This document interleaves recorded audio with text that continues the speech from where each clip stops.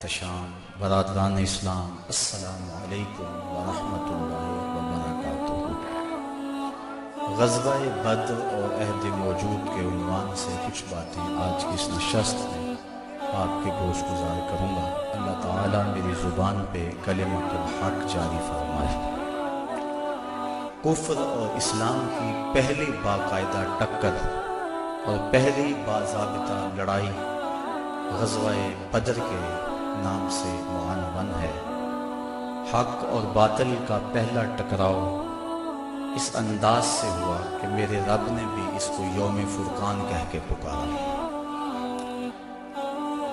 جب حضور نے اعلان نبوت کیا، آپ جانتے ہیں کہ پورے قریش اور کفار حضور اور حضور کے غلاموں پہ ٹوٹ پڑے۔ طرح طرح کی اذیتیں، پریشانیاں، دکھ، مصیبتیں، مقاومتیں، مخالفتیں، نکتہ چینیاں، ناموافق حالات کے جکڑ، کیا کچھ نہیں تھا جو حضور نے سہا نہ ہو۔ راہوں میں کانٹے بھی بچھائے گئے، گڑھے بھی کھودے گئے، کوڑے بھی پھینکے گئے، اور طرح طرح کی اذیتیں دی گئیں، آوازیں کسے گئے۔ حضور کے غلاموں کو مشق ستم بھی بنایا گیا۔ تپتے ہوئے سنگریزوں پہ حضرت بلال حبشی کو کھینچا گیا، تپتے ہوئے کوئلوں پہ ان کو لٹایا گیا۔ حضرت سمیہ کو مکہ المکرمہ کے ایک چوک میں ابو جہل نے قتل کیا۔ یہ اسلام کی پہلی شہیدہ ہے جن کے خون سے مکے کی سرزمین لالہ زار بنی۔ حضرت عمار ابن یاسر کی والدہ حضرت سمیہ رضی اللہ تعالی عنہا، ان کے خون سے مکہ لالہ زار ہوا۔ حضرت یاسر کو شہید کیا گیا۔ کون کون سے دکھ تھے اور دکھوں کی کون کون سی قسم تھی جو آزمائی نہ گئی ہو۔ پھر حضور طائف گئے تو جو مصیبتیں، جو دکھ وہاں پہنچے، وہ ایک الگ دردناک کہانی ہے۔ حضرت ام المومنین سیدہ عائشہ صدیقہ رضی اللہ تعالی عنہا فرماتی، میں نے ایک دن حضور سے پوچھا، حضور احد کے دن سے سخت بھی زندگی میں کوئی دن آیا تھا؟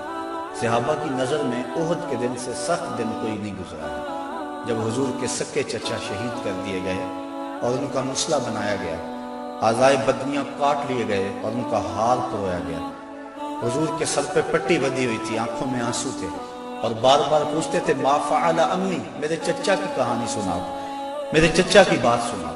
تو یہ سخت ترین دن تھا۔ تو عرض کی حضور کیا احد کے دن سے سخت دن بھی کبھی زندگی میں آیا؟ فرمایا ہاں عائشہ، جب طائف کے بازاروں میں تیری قوم نے مجھے پتھر مارے تو یہ دن احد کے دن سے بھی سخت تھا۔ ان کے 3 سرداروں کے پاس حضور پیغام حق لے کر گئے، ان کی ہمدردی کا جذبہ لے کر حضور تشریف لے گئے، لیکن انہوں نے حضور کی دعوت کو مسترد کر دیا، بلکہ اوباشوں کے ہاتھوں میں پتھر دیے، اور حضور جب واپس ہونے لگے تو ان کو 2 رویا کتاروں میں کھڑا کر دیا۔ وہ حضور کے پاؤں پہ پتھر مارتے تھے، حضور پاؤں اٹھاتے تو وہ دوسرے پاؤں پہ پتھر مارتے۔ شدت درد اور احساس کرب سے جب حضور بیٹھ جاتے تو ان کے 2 گنڈے آگے بڑھتے، حضور کو کندھوں سے پکڑ کر اٹھاتے اور پھر پتھر مارتے۔ فرمایا عائشہ، یہ دن احد کے دن سے بھی سخت تھا جب طائف کے بازاروں میں تیری قوم نے مجھے پتھر مارے تھے۔ شاب ابی طالب میں جو 3 سال کاٹے، بھلا اس کو تاریخ کیسے بھول سکتی ہے؟ درختوں کے پتے کھا کھا کے گزر اوقات ہو رہی ہے، عورتوں کی چھاتیوں سے دودھ خشک ہو گئے۔ 3 سال سماجی بائیکاٹ کفار نے کر دیا اور غلہ تک نہ پہنچنے دیا، وہاں پانی نہ پہنچنے دیا جاتا، اور وہ 3 سال دکھوں کی، اذیتوں کی ایک داستان ہے جو رقم ہوئی، لیکن پائے استقلال میں لرزش نہیں آنے پائی۔ جن کے مقاصد جلیل ہوں، راستے کی سختیاں ان کے قدموں کو روک نہیں سکتی ہیں۔ تکلیفیں، اذیتیں، مقاومتیں، دکھ، رکاوٹیں ان کے راہوں کو ختم نہیں کر سکتی، اور ان کے اٹھنے والے قدم آگے ہی بڑھتے رہتے ہیں۔ وہ تو پیچھے مڑ کے دیکھنا بھی توہین جستجو سمجھتے ہیں۔ تو راہ نہ بندے شوق ہے، منزل نہ کر قبول، لیلا بھی ہم نشیں ہو تو محمل نہ کر قبول۔ وہ تو آگے بڑھنا ہی زندگی کا حسن اور زندگی کا زیور سمجھتے ہیں۔ میرے اور آپ کے آقا و مولا صلی اللہ علیہ وآلہ وسلم نے سارے دکھ سہے، سارے غم چھولی میں ڈالے، ساری تکلیفیں سہی، زبان سے بد دعا بھی نہیں دی۔ طائف کے بازاروں میں جب یہ اذیت ناک مراحل سے گزرے، اس وقت جو 7 صحابہ تھے انہوں نے عرض کی حضور ان کے لیے بد دعا بول دیں۔ فرمایا میں رحمت بن کے آیا، میں زحمت بن کر نہیں آیا۔ لیکن ان کا پہم جب اسرار ہوا تو حضور نے ہاتھ اٹھا دیے۔ صحابہ منتظر تھے، ابھی لب جنبش کریں گے اور ابھی آسمان سے پتھر برسیں گے، یہ 2 پہاڑ طائف کے آپس میں جڑ جائیں گے اور یہ درمیان میں پس جائیں گے۔ لیکن جب لب واہ ہوئے، کلمات کیا ترتیب پائے، اللہم اہد قومی فإنہم لا یعقلون، اے اللہ میری قوم کو ہدایت دے دے، یہ مجھے جانتی نہیں، اگر جانتی ہوتی تو مجھے یوں پتھر نہ مارتی، میری راہوں میں پھول بچھاتی۔ تو پتھر کھا کر دعائیں دینا یہ نبی کا ہی حوصلہ ہے، بلکہ دعا کرتے ہیں الہی کرم کر کو سارے طائف کے مکینوں پر، الہی پھول برسا دے ان پتھروں والی زمینوں پر۔ فرمایا مجھے ان سے نہیں ان کی نسلوں سے ایمان کی توقع ہے۔ تو آقا کریم اس انداز کے اندر جو ہے وہ لوگوں کو دعائیں دیتے رہے۔ حضرت عمر فاروق رضی اللہ تعالیٰ عنہ تلوار کے دستے پہ ہاتھ رکھتے ہیں، حضور ہم کمزور تو نہیں ہیں۔ فرمایا عمر ابھی جہاد کا حکم نہیں آیا ہے، پھر حکم ہجرت آ گیا، چھوڑ دو اس بستی کو، مکے والے قدردان نہیں ہیں، یہ لوگ آپ کی راہوں میں کانٹے بچھا رہے ہیں، دکھ دے رہے ہیں، میرے محبوب چھوڑ دو، مدینے والے تمہاری راہیں تک رہے، جاؤ جا کے انہیں اپنی زیارت کی دولت سے مالا مال کرو، وہ تمہارے پہ فدا ہونے کے لیے ہر لمحہ تیار ہیں۔ حضور جب گئے، اہل مدینہ نے جس انداز سے استقبال کیا وہ تاریخ کا روشن باب ہے۔ طالع البدر علینا کی سزائیں جس طرح گونجی، کہیں معصوم ننھی بچیاں تھی دف بجاتی تھی، رسول پاک کی جانب اشارے کر کے گاتی تھی اور کہتی کیا تھی، ہم ہیں بچیاں نجار کے عالی گھرانے کی، خوشی ہے آمنہ کے لال کے تشریف لانے۔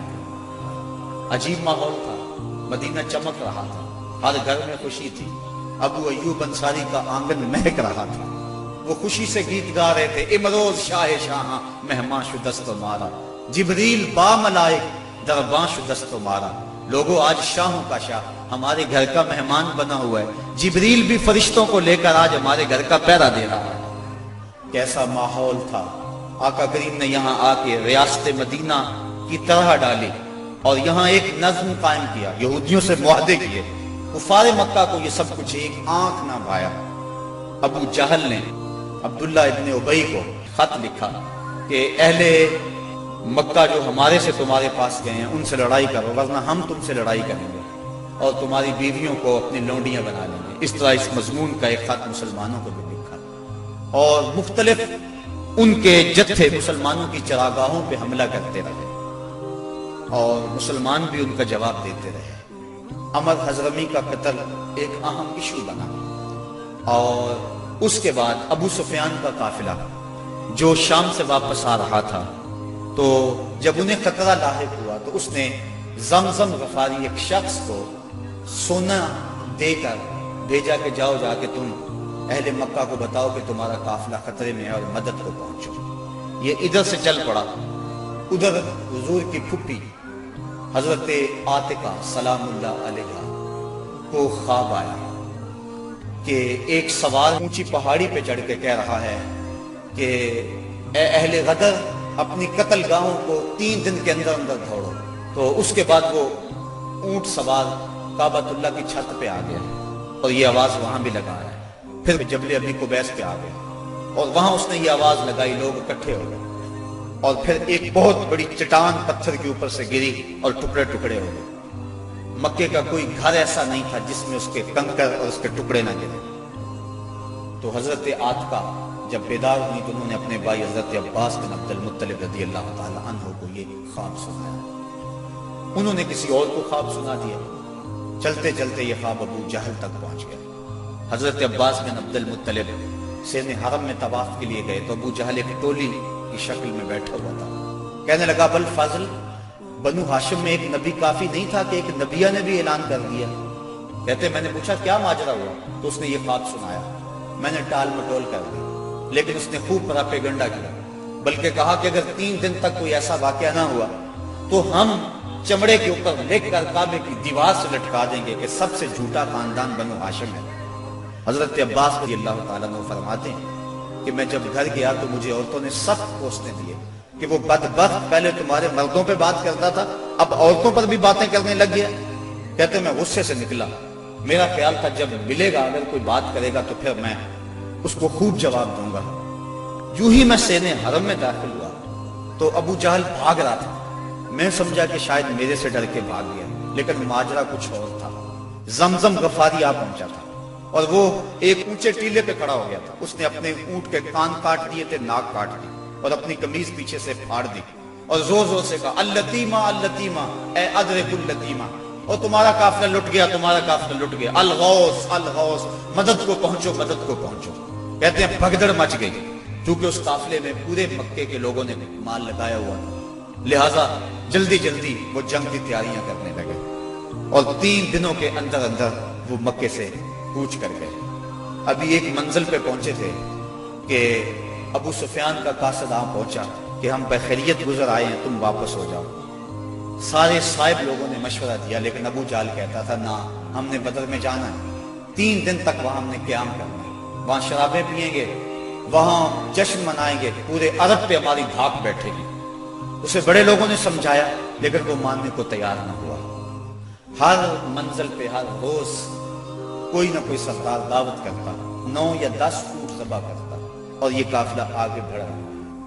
ادھر حضور نے صحابہ کو جمع کیا، مٹھی پر جماعت، ایک چھوٹا سا گھونسلہ جو تیار کیا تھا، ایک چھوٹی سی کائنات اور دنیا جو حضور نے تیار کی تھی۔ حضور نے فرمایا صحابہ مجھے مشورہ دو، اشیروا علی ایھا الناس، لوگوں مجھے بتاؤ کیا کیا جائے۔ حضرت عمر فاروق رضی اللہ تعالی عنہ، حضرت ابو بکر صدیق رضی اللہ تعالی عنہ، انہوں نے عرض کی حضور آپ جو چاہیں ہم آپ کے ساتھ ہیں۔ حضرت مقداد نے عرض کی حضور آپ برق الغماد تک بھی جانا چاہیں تو ہم آپ کا ساتھ دیں گے۔ حضور نے فرمایا مجھے مشورہ دو۔ ابو بکر و عمر نے عرض کی اے ہادی دورہ، ہمارے مال و جان اولاد سب کچھ آپ پر قربان، غلامان محمد جان دینے سے نہیں ڈرتے، یہ سر کٹ جائے یا رہ جائے کچھ پرواہ نہیں کرتے۔ اٹھے مقداد، عرض کی اے سرور عالم، نہیں ہیں قوم موسیٰ کی طرح کہہ دینے والے ہم، ہمارا فخر یہ ہے ہم غلامان محمد ہیں، ہمیں باطل سے کیا ڈر، زیر دامان محمد۔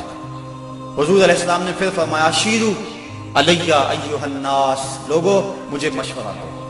حضرت عمر فاروق پھر اٹھے تو حضور نے پھر کہا شیرو علی ایھا الناس، لوگوں مجھے مشورہ دو۔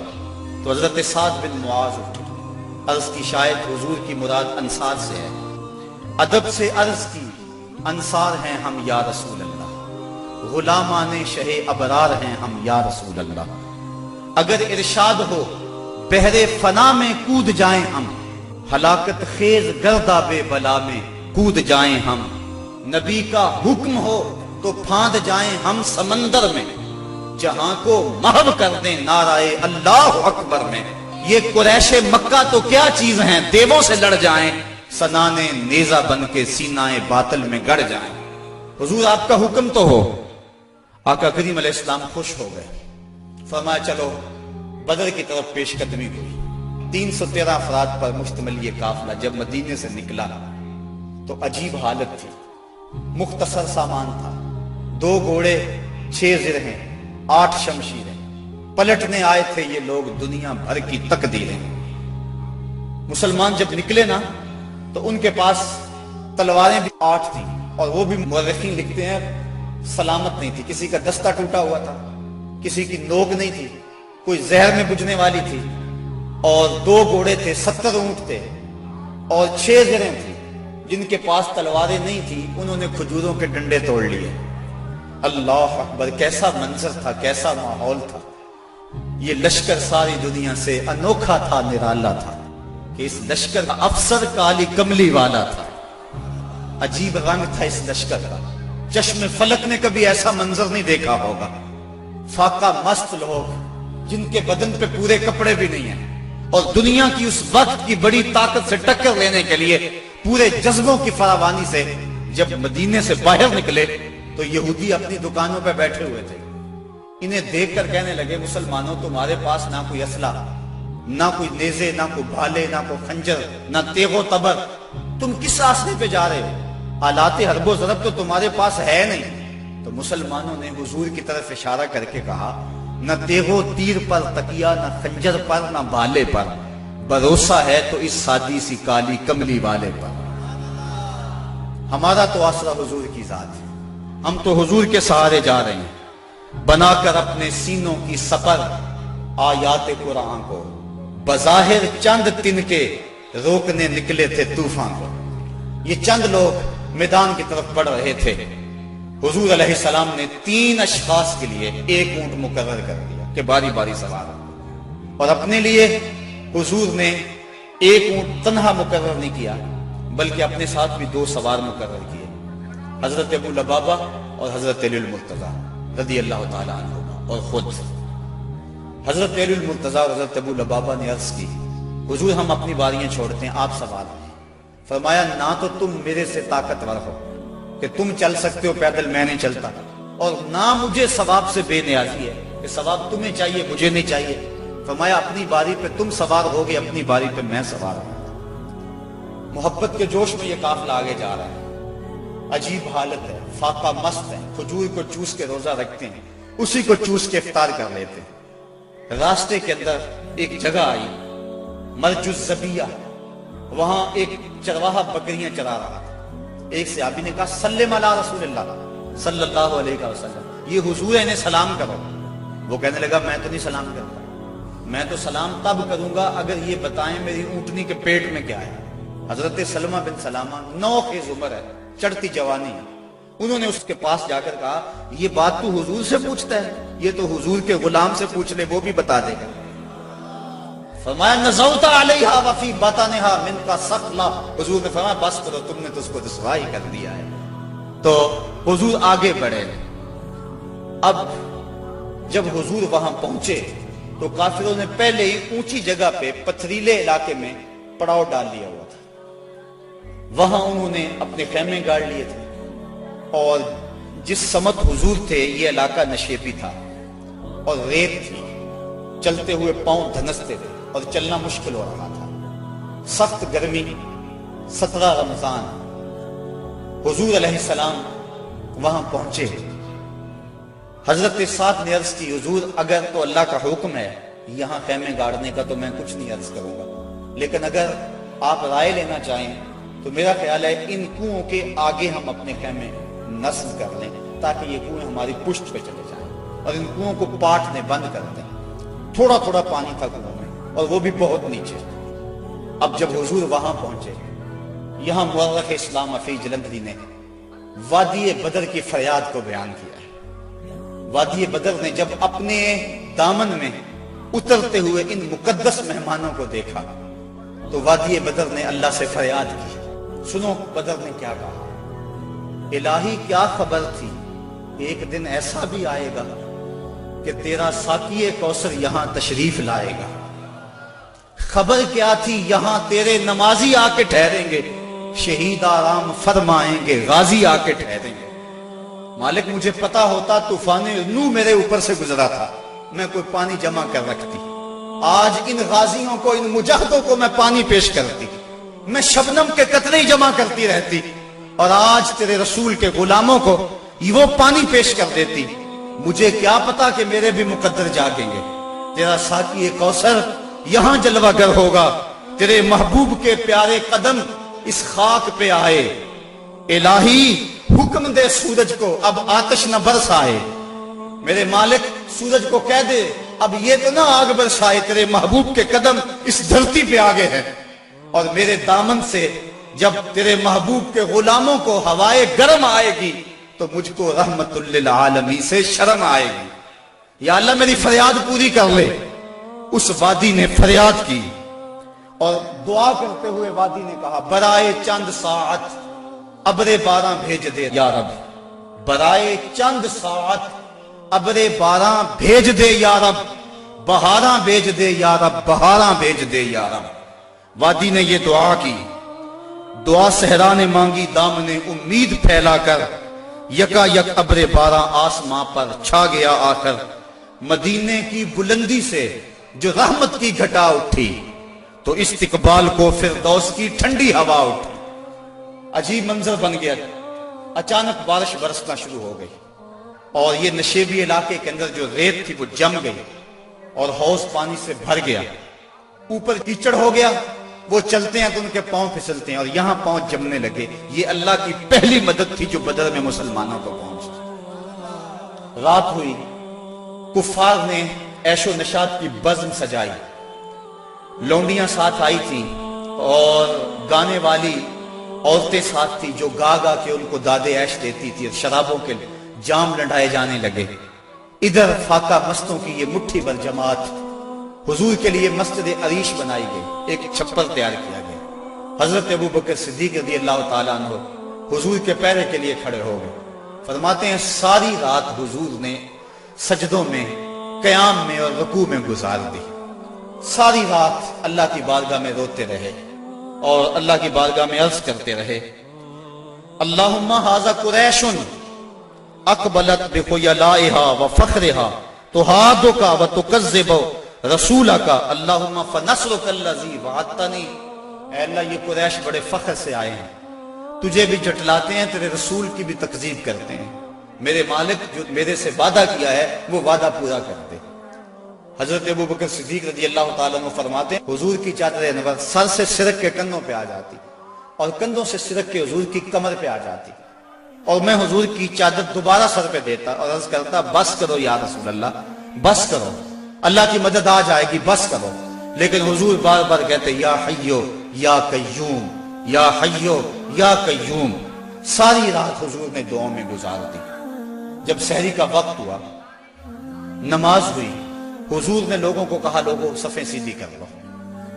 حضور نے ہاتھ میں چھڑی یا کوئی تیر پکڑا ہوا ہے اور لوگوں کو کہا کہ صفیں سیدھی کرو۔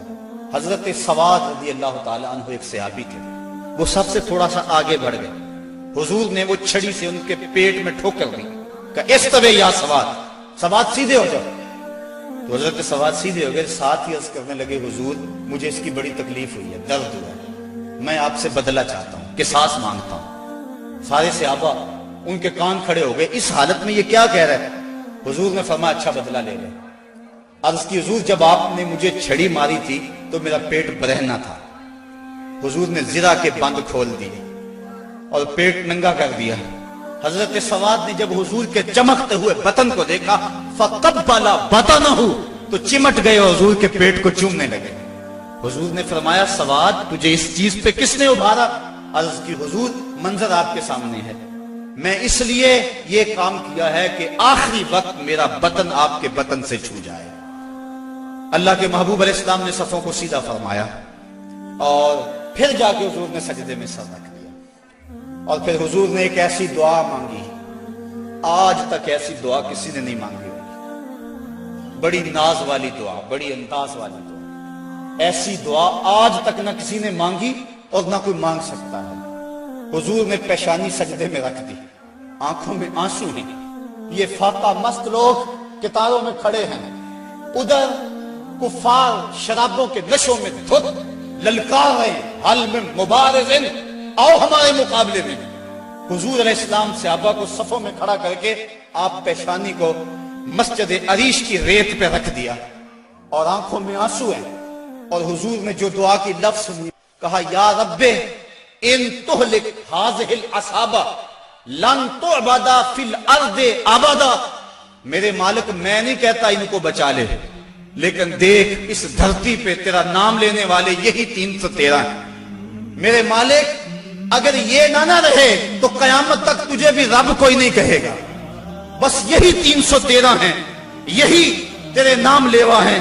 اگر اغیار نے ان کو جہاں سے محو کر ڈالا، قیامت تک نہیں پھر کوئی تجھ کو پوجنے والا۔ الہی عہد لیلۃ المعراج پورا کر، محمد سے جو وعدہ ہو چکا ہے آج پورا کر۔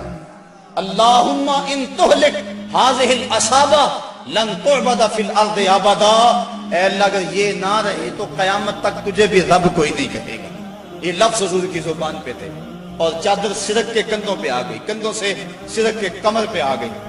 حضرت ابو بکر صدیق کہتے ہیں بس کرو یا رسول اللہ، حسبک یا رسول اللہ، حسبک اللہ یا رسول اللہ، حضور اللہ کافی ہے آپ کو۔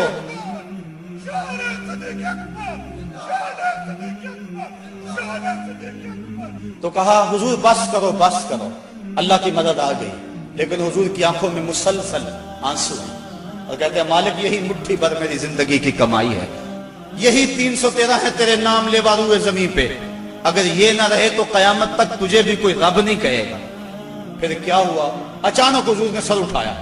حضرت ابوبکر صدیق فرماتے ہیں میں دیکھ رہا تھا، حضور نے فرمایا ابشر یا ابا بکر اتاک نصر اللہ ھذا جبریل آخذ بعنان فرسہ، ابو بکر بشارت ہو، مبارک ہو، وہ دیکھو اللہ کی مدد آ گئی ہے، وہ دیکھو جبریل گھوڑے پہ سوار ہیں اور گھوڑے کی لگام کو تھامے ہوئے ہیں اور گھوڑے کے پاؤں کے اوپر گرد جمی ہوئی ہے، وہ دیکھو اللہ کی مدد آ گئی۔ اللہ اکبر۔ حضور علیہ السلام یا حیو یا قیوم کا وظیفہ پڑھ رہے ہیں، ادھر کافروں نے کہا حل میں مبارز ہیں۔ حضور نے 3 انصاری جوان بھیجے، حضرت حارث، حضرت معاذ اور حضرت معوذ۔ قریش نے پوچھا کون؟ کہا ہم رہت من الانصار، انصار میں سے ہم کچھ لوگ ہیں۔ کہا جاؤ چلے جاؤ، ہمارا تمہارے سے کوئی مقابلہ نہیں، ہمارے جوڑ کے لوگ بھیجو، ہم اپنے جوڑ کے لوگوں سے لڑا کریں گے۔ انہوں نے آ کر حضور سے عرض کی حضور یہ بڑے متکبر ہیں، کہتے ہیں تم ہمارے جوڑ کے نہیں ہو۔ حضور علیہ السلام نے فرمایا قم یا عبیدہ، قم یا حمزہ، قم یا علی۔ عبیدہ تم اٹھو، حمزہ تم اٹھو، علی تم اٹھو۔ کہا جاؤ تم جوڑ کے ہو بلکہ ان کو توڑ کے آؤ۔ حضرت علی، حضرت حمزہ اور حضرت عبیدہ تینوں گئے۔ انہوں نے پوچھا کون؟ جو کہ انہوں نے زرہیں پہنی ہوئی تھی، اپنے نام بتائے۔ انہوں نے کہا اقفاؤن کرامن، ہاں اب ہمارے جوڑ کے آ گئے۔ پھر حضرت علی المرتضیٰ جھپٹے اور ایک بار میں اپنے دشمن کا کام تمام کر دیا۔ شیبہ، عتبہ اور ولید یہ تینوں مقابلے میں آئے تھے۔ حضرت حمزہ نے بھی چند لمحوں کے اندر جو ہے ان کا کام تمام کر دیا۔ حضرت عبیدہ بوڑھے تھے، ان کی پنڈلی کٹ گئی اور پنڈلی سے جو ہے وہ گودا باہر آ رہا تھا، اور حضرت حمزہ اور حضرت علی آگے بڑھے اور ان کی مدد کی اور ان کے دشمن اور مقابل کو قتل کیا۔ حضرت عبیدہ کی آنکھیں کچھ ڈوب رہی ہیں، پھر اچانک حضور نظر آئے تو وہاں گھسیٹ کے آپ کو حضور کی طرف کرنے لگے۔ آقا کریم نے دیکھا تو جلدی جلدی آئے۔ حضرت عبیدہ نے اپنا سر حضور کے قدموں پہ رکھ دیا اور کیا کہا؟ کہا حضور کیا میں شہید نہیں ہوں؟ تو حضور نے فرمایا اشہد انک شہید، میں گواہی دیتا ہوں تم پکے شہید ہو۔ پھر حضور کے قدموں پہ سر رکھا ہوا تھا کہ حضرت عبیدہ کی روح پرواز کر گئی۔ گر وقت اجل سر تیری چوکھٹ پہ دھرا ہو، جتنی ہو قضا ایک ہی سجدے میں ادا ہو، مزہ سردار مرندہ انج آؤندہ، میت یار دے بوئے تے پئی ہو گئے۔ حضرت حارثہ رضی اللہ تعالیٰ عنہ ایک صحابی، ان کو تیر لگا، وہ شہید ہو گئے۔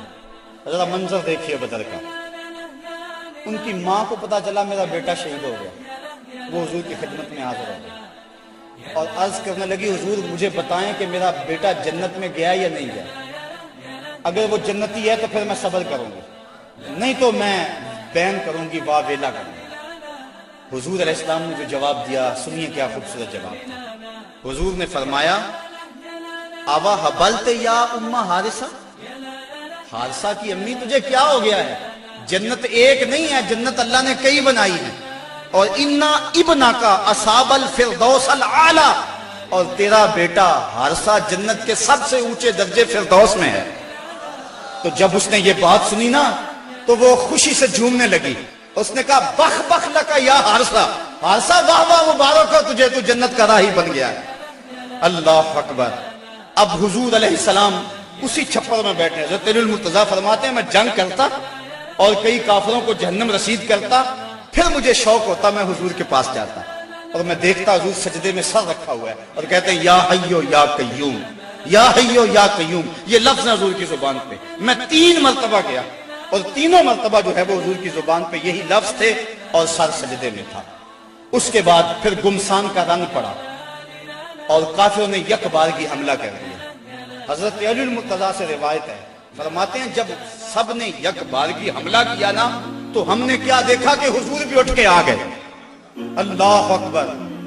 فلک سہما ہوا تھا کافروں کی چیرہ دستی سے، زمین شک ہو رہی تھی غلبہ باطل پرستی سے، مگر جب کملی والا آ گیا اٹھ کر مسلح سے، خدائی ہو گئی محفوظ کافروں کے حلے سے، صدائے نعرہ تکبیر سے تھرا اٹھی وادی، کہ امت کے ضعیفوں کی مدد کو آ گیا ہادی، نہ ہتھوں کو سہارا مل گیا دستے پیمبر سے، زمانہ گونج اٹھا نعرہ اللہ اکبر سے، فضا میں ہر سمت لہرا گیا اسلام کا جھنڈا، برائے اہل عالم امن کے پیغام کا جھنڈا۔ حضور مصلی سے اٹھ کر میدان میں آ گئے، فرماتے ہیں کہ میں نے دیکھا کہ کافروں پر سب سے بڑھ کر جو آگے حملہ کرتا تھا وہ اللہ کے رسول صلی اللہ علیہ وسلم۔ حضور بڑھ بڑھ کے حملہ کرتے تھے اور فرمایا قوموا الی الجنہ عرضها السماوات والارض، نکلو اس جنت کی طرف جس کی چوڑائی زمین و آسمان کے برابر۔ حضور یہ پڑھتے جا رہے ہیں قوموا الی الجنہ، بڑھو بڑھو جنت کی طرف۔ ایک صحابی تھے اللہ اکبر، وہ کہنے لگے بخن بخن یا رسول اللہ عرضها السماوات والارض، واہ واہ حضور کیا جنت کی چڑھائی زمین و آسمان کے برابر ہے؟ حضور فرمایا ہاں عرضها السماوات والارض۔ تو وہ کھجوریں کھا رہے تھے، انہوں نے کھجوریں پھینک دی، کہا پھر میرے اور جنت کے راستے میں یہ کھجوریں رکاوٹ بنی ہوئی ہے، اور میدان میں کود گئے اور داد شجاعت دیتے ہوئے جام شہادت نوش کر لیا۔ پھر ابو جہل نے سوچا کہ یہ تو پانسا پلٹ گیا، تو اس نے کہا آواز دو لنا عزا ولا عزا لکم، ہمارے پاس عزا ہے تمہارے پاس عزا کوئی نہیں۔ حضور نے فرمایا تم بھی اونچی جگہ پہ چڑھ جاؤ، اپنے غلاموں کو فرمایا، اور جب وہ کہتے ہیں لنا عزا ولا عزا لکم، اور تم جواب کے اندر کہو اللہ مولانا ولا مولا لکم، اللہ ہمارا مولا ہے تمہارا مولا ہی کوئی نہیں ہے۔ فرمایا یہ آواز دو، اب یہ آواز دی جا رہی، کیسا منظر ہے بدر کا، اللہ اکبر، حق اور باطل ٹکرا رہے ہیں۔ اللہ نے بھی اس دن کو یوم فرقان کہہ کے پکارا، حق اور باطل ٹکرا رہے ہیں۔ حضرت عبد الرحمن بن عوف رضی اللہ تعالیٰ عنہ فرماتے ہیں، عشرہ مبشرہ میں سے فرماتے ہیں میں کھڑا تھا کہ دو لڑکے آ گئے، نو عمر، کہنے لگے چچا ابو جہل کو جانتے ہیں؟ میں نے کہا بیٹا تم نے کیا کرنا ہے؟ کہنے لگے ہم نے قسم کھائی ہے یا مر جائیں گے یا ماریں گے، کیونکہ سنا ہے وہ حضور کو گالیاں دیتا ہے۔ میں نے کہا اس کے گرد تو بہت بڑا دستہ ہے ایک فوج کا۔ وہ کہنے لگے یہ دستہ اسرائیل کا راستہ نہیں روک سکتا۔ کہتے میں نے اشارہ کیا وہ ابو جہل ہے۔ کہتے ابھی میری انگلی اٹھی تھی، میں نے دیکھا شہبازوں کی طرح جھپٹ کے وہ ابو جہل کے اوپر ٹوٹ پڑے۔ لڑتے لڑتے ایک کا بازو کٹ گیا، لیکن اس کا چمڑا جو تھا وہ اڑا رہا، جس کی وجہ سے لڑتے لڑتے رکاوٹ ہوتی تھی۔ اس نے اپنے ہاتھ کو پاؤں تلے رکھ کے توڑ کے پھینک دیا۔ جو جہاد کے راستے کے اندر رکاوٹ بنتا ہے وہ اپنا بازو بھی ہو تو اس کو ہٹا دیں گے راستے سے۔ ابو جہل کی ٹانگیں کاٹی اور پھر دوڑے دوڑے حضور کے پاس آئے، ننھی ننھی تلواریں، چھوٹے چھوٹے بچے، معاذ اور محوذ افرا کے بیٹے، یہ دونوں حضور کے پاس آئے اور کہنے لگے حضور، ایک نے کہا حضور ہم نے ابو جہل کو قتل کیا ہے، دوسرا کہنے لگا نہیں نہیں حضور میں نے قتل کیا۔ یہ آپس کے اندر میٹھی لڑائی لڑنے لگے۔ حضور فرمانے لگے تم نے تلواروں کو دھویا تو نہیں ابھی؟ کہا نہیں حضور۔ فرمایا لاؤ اپنی تلواریں۔ تو جب تلواریں لائی گئی تو دونوں کو خون لگا ہوا تھا۔ حضور نے فرمایا کلاکما قتلہ، تم دونوں نے مل کر اسے قتل کیا ہے۔ تو یہ غزوہ جاری تھا اور کافر کٹ کٹ کے گر رہے تھے اور اللہ تعالیٰ نے اسلام کو فتح دی۔ 70 کافر مارے گئے، 70 کافر موقع پہ قتل ہو گئے، 70 افراد کو گرفتار کر لیا گیا، باقی دم دبا کے بھاگ گئے۔ اور سخت سراسیمگی کا عالم، نعرے تکبیر کے لگ رہے ہیں، صحابہ حضور کو دیکھتے ہیں اور میدان جنگ کے اندر کود پڑتے ہیں۔ آواز آتی ہے اقدم ہیزوم، ہیزوم آگے بڑھو۔ صحابہ نے عرض کی حضور یہ ہیزوم کون ہے؟ اور آواز دینے والا بھی نظر نہیں آتا۔ فرمایا یہ جبریل کی آواز ہے، اور ہیزوم جبریل کے گھوڑے کا نام ہے۔ وہ اپنے گھوڑے کو کہتا تو بھی آگے ہو جا۔ شانہ بشانہ مسلمانوں کے جبریل بھی لڑ رہا تھا، وہ بھی جہاد میں تھا۔ اللہ اکبر، اللہ نے اسلام کی فتح کی، اسلام کو کامیابی دی۔ اللہ کے محبوب علیہ السلام نے اللہ کا شکر ادا کیا، اور لڑتے لڑتے کئی مناظر آئے۔ حضرت عکاشہ کی تلوار ٹوٹ گئی تو وہ حضور کی خدمت میں حضور، حضور تلوار ٹوٹ گئی ہے، تو حضور کے ہاتھ میں ایک ڈنڈا تھا، وہی اس کو دے دیا۔ فرمایا قاتل بہذا یا عکاشہ، عکاشہ اس کے ساتھ کرو۔ کہتے ہیں جب یوں لہرایا تو وہ لوہے کی تلوار بن گئی، اور ساری زندگی حضرت عکاشہ کے ساتھ وہ تلوار رہی۔ حضرت قتادہ کہتے ہیں کہ میرے یہاں تیر لگا آنکھ کے قریب اور آنکھ کا ڈیلا باہر آ گیا۔ میں حضور کی خدمت میں حاضر ہوا، حضور نے اپنا لعاب لگایا اور جہاں وہ ڈیلا تھا وہیں رکھ دیا۔ وکان اللہ یدری ایو عینیہ اصیبت، حضرت قتادہ کو پتہ نہیں چلتا تھا کہ آنکھ خراب کون سی ہوئی تھی، یعنی دونوں کی روشنی ایک جیسی تھی اور کوئی نشان بھی باقی نہیں رہا تھا۔ یہ حضور کے لعاب کی برکتیں تھی۔ اللہ نے اسلام کو فتح دے دی۔ حضور علیہ السلام 3 دن وہاں قیام فرمایا۔ قیام فرمانے کے بعد حضور وہاں چلے، راستے میں ایک جگہ پہ حضور نے پڑاؤ کیا تو جبریل آ گئے، اور جبریل نے کہا رضیتا یا رسول اللہ، حضور آپ راضی ہوئے ہیں کہ نہیں ہوئے ہیں؟ حضور نے فرمایا میں راضی ہو گیا ہوں۔ کہا مجھے اللہ نے کہا ہے کہ میرے محبوب سے پوچھ کر آنا ہے، اگر اجازت دے تو آنا ہے، تو میں اجازت چاہتا ہوں۔ حضور فرمایا چلے جاؤ۔ حضور نے حضرت عبداللہ بن رواحہ اور حضرت زید بن حارثہ رضی اللہ تعالی عنہما کو کہا تم ذرا آگے چلے جاؤ اور اہل مدینہ کو خبر دو کہ اللہ نے اسلام کی فتح عطا فرمائی۔ یہ آگے آگے چلے گئے، حضرت عبداللہ بن رواحہ اور حضرت زید بن حارثہ، اور جا کے لوگوں کو کہا لوگوں مجدہ باد، مبارک ہو، ابو جہل قتل ہو گیا، امیہ قتل ہو گیا، ولید قتل ہو گیا، عتبہ قتل ہو گیا، شیبہ قتل ہو گیا، ابو البختری قتل کر دیا گیا، ان کے بڑے بڑے سردار قتل کر دیے گئے، اللہ نے اسلام کو فتح دے دی۔ 70 ان کے قتل ہوئے اور 14 مسلمانوں کے شہید ہوئے تھے، 13 موقع پہ اور ایک راستے میں۔ اب منافق تو کہہ رہے تھے اتنی بڑی قوم سے ٹکرانا یہ ان کے بس کی بات ہی نہیں ہے، ان کے پاس تو کھجوروں کے ڈنڈے تھے، تلواریں بھی کون تھی، یہ کیسے لڑے ہوں گے؟ وہ کہنے لگے غلط کہتے ہو، غلط کہتے ہو، تمہاری عقل کو کچھ ہو گیا ہوا ہے۔ بلکہ ایک منافق نے کہا کہ زید بن حارثہ جس اونٹ پہ سوار ہے وہ تو حضور کا ہے، اس کا مطلب ہے کہ حضور نہیں ہے، یہ ان کے اونٹ پہ بیٹھا ہوا ہے۔ حضرت اسامہ بن زید کہتے ہیں کافروں نے اتنا پراپیگنڈا کیا منافقوں نے کہ مجھے بھی شک ہو گیا۔ میں نے اپنے باپ سے پوچھا کہ ابا جی واقعی مسلمانوں کو پتہ ہوئی ہے؟ تو میرے باپ نے کہا بیٹا کیا کہتے ہو، اللہ نے اسلام کے جھنڈے گاڑ دیے۔ اللہ اکبر۔ حضرت عاصم بن عدی کہتے ہیں میں نے حضرت عبداللہ ابن رواحہ کو ایک طرف کیا، میں نے کہا احقن ما تقول یا ابن رواحہ، اے رواحہ کے بیٹے جو تم کہتے ہو حق کہتے ہو؟ انہوں نے کہا ای واللہ، اللہ کی قسم ایسا ہی ہوا ہے، ایسا ہی ہوا ہے۔ کافر بھاگ گئے، اللہ نے اسلام کو فتح دے دی۔ کہتے ہیں کہ جب انہوں نے یہ گواہیاں دی تو جو بچے تھے نا مدینے میں وہ باہر گلیوں میں نکل آئے اور اونچی اونچی آواز کیا لگاتے تھے؟ وہ کہتے تھے قتل ابو جہل الفاسق، وہ فاسق ابو جہل قتل کر دیا گیا، قتل کر دیا گیا۔ اور اب وہ تیاریاں کرنے لگے حضور کے استقبال کی۔ آقا کریم جب تشریف لائے وہ منظر مدینے کا دوبارہ تازہ ہو گیا، اور آج میں اس کو مختلف کتب سیر سے پڑھ رہا تھا، کیسا وہ خوبصورت منظر کہ جب حضور تشریف لائے حضور کے چہرے پہ طمانیت کا نور تھا، چہرہ چمک رہا تھا، اور جب حضور نے قدم مدینے میں رکھے تو بنو نجار کی وہی بچیاں دف لے کر آ گئی، اور انہوں نے چھتوں کے اوپر چڑھ کر وہی گیت جب حضور آئے تھے تو گایا تھا، آج پھر ان کی زبان پہ ہے طلع البدر علینا من ثنیۃ الوداع وجب الشکر علینا ما دعا للہ دائی، کہ وہ دیکھو چاند طلوع ہو گیا وداع کی پہاڑیوں سے، وہ دیکھو چاند چڑھ گیا ہے۔ اور حضور یوں تشریف لائے مدینہ کے اندر، اللہ نے اسلام کی عظمت کے جھنڈے گاڑ دیے، اور اس دن کو میرے رب نے بھی یوم فرقان کہہ کے پکارا۔ 22 رمضان کو حضور نے مراجعت فرمائی، اور جمعے کا دن تھا جب حضور مدینہ شریف پہنچے۔ اللہ تعالیٰ نے اسلام کو فتح دے دی، مٹھی بھر جماعت، 313 افراد، اور ان کے بدن کے اوپر چیتھڑے تھے، بلکہ عمیر بن وہب یہ ابو جہل کا جاسوس تھا، اس نے کہا جا مسلمانوں کی تعداد دے کر آ کتنی ہے۔ عمیر بن وہب جب واپس پلٹا تو اس نے طلاع دی کہ میں نے خوب وادیاں ٹیلے دیکھے ہیں، کمک بھی پیچھے موجود نہیں، وہ صرف 3 اونٹ کھا سکے، یعنی صرف ان کی اتنی تعداد ہے۔ ابو جہل کہنے لگا پھر تو 300 کے آگے پیچھے، کہا ہاں، کہا ان کے پاس اسلحے بھی بڑے تھوڑے ہیں، بدن پہ جو کپڑے ہیں ان کو پیبند لگے ہوئے، پیٹ بھی ان کے کمر سے جڑے ہوئے۔ ابو جہل نے صنادید قریش کو اپنے خیمے میں بلا لیا، کہا سنتے ہو عمیر کی رپورٹ، کل لڑائی کی نوبت نہیں آئے گی، رسیاں اکٹھی کرو اور انہیں جکڑ جکڑ کے اونٹوں کی پشتوں سے باندھنا، اور پھر جا کے حرم کی دیواروں سے باندھنا، لوگوں کو تماشا دکھانا کہ یہ نئے دین کے دعوے دار تھے۔ جب صنادید قریش کو بلا کر یہ رعونت بری بات ابو جہل نے کہی تو عمیر جو مسلمانوں کو دے کر آیا اس نے جو جملہ کہا وہ سنیے۔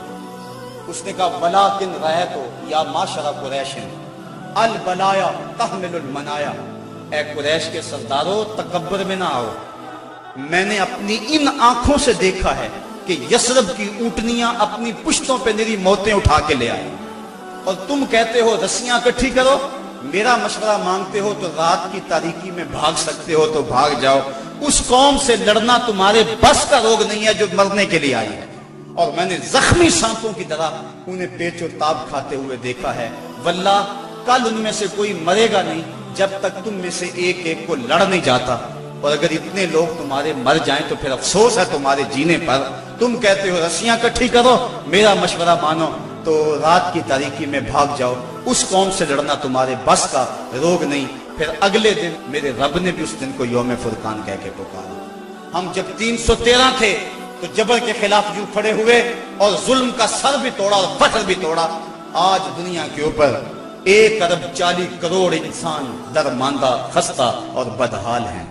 आज हाल ये है, काबुल से कंधार तक, किला जंगी से दश्ते लैला तक, तोरा बोरा से तकरीर तक, मूसल से बगदाद तक, जावा के साहल से रिबात के कूचा बाजार तक, नील से काश्मीर तक, अल-कुद्स से कश्मीर तक, दरिया आमू की लहरों से डल झील के किनारों तक, आज सम कुफर दंदना रहा है और हम दफाई पोजीशन में भी नहीं रहे। पिछले दिन 4 मिसाइलों से हमारे वतन की आबरू पे हमला हुआ, और कितनी बदकिस्मती है, हमारे मुल्क के वजीर आजम ने कहा कि हम अमेरिका से मुकाबला नहीं कर सकते। मैंने कहा ये बात सदर कहता तो शायद मुझे दुख ना होता। तू तो हजरत इमाम हुसैन की औलाद से ताल्लुक रखता है, तेरे पास तो 72 भी फर्द होते, वो भी मैदान में लेकर आ जाता। ये कैसे हालात आ गए और कैसे दिन आ गए। साहिबो, इस बात में तो वाकई माकूलियत है कि जब तुम कमजोर हो तो ताकतवर से टक्कर ना लो, लेकिन अगर तुम कमजोर भी हो लेकिन दरिंदा तुम्हारे घर में घुस आए और तुम्हारे बच्चों की हड्डियां तोड़ने लगे और तुम्हारे घर के अफराद का खून पीने लगे और फिर भी तुम कहो कि हम मुकाबला नहीं कर सकते हैं, तो ये कैसी बेढंगी बात है। अब भी भला को जीने का जवाब बाकी रह गया है। जिंदगी इतनी भी गनीमत नहीं कि उसके लिए अहद कम ज़र्फ की हर बात गवारा कर ली जाए। साहिबो, जिंदगी के ये हसी लम्हे अहले बदर की जिंदगियों से रोशनी लेकर मुनव्वर किए जा सकते हैं। आज पूरी दुनिया के ऊपर 1 अरब 40 करोड़ इंसान कभी खानमा बर्बाद न होते अगर उन्हें बदर वालों का जज्बा नसीब हो गया होता। हमारे पास आलाते हरबो ज़रब ना भी हों, लेकिन मुसलमान जब जुल्म के मुकाबले में खड़े होते हैं तो बड़ी बड़ी कुव्वतें दम तोड़ जाती है, उनका मुकाबला नहीं कर सकती हैं। आज हमारी बदबख्ती और हमारी रुसवाई का समा इसलिए पैदा हुआ, हमारे पास असले भी मौजूद हैं, एटमी सलाहियत से भी हम माला माल हैं, नहीं है तो जज्बा बदर हमारे पास नहीं है। फजाए बदर पैदा कर, फरिश्ते तेरी नुसरत को उतर सकते हैं गर्दों से कतार अंदर।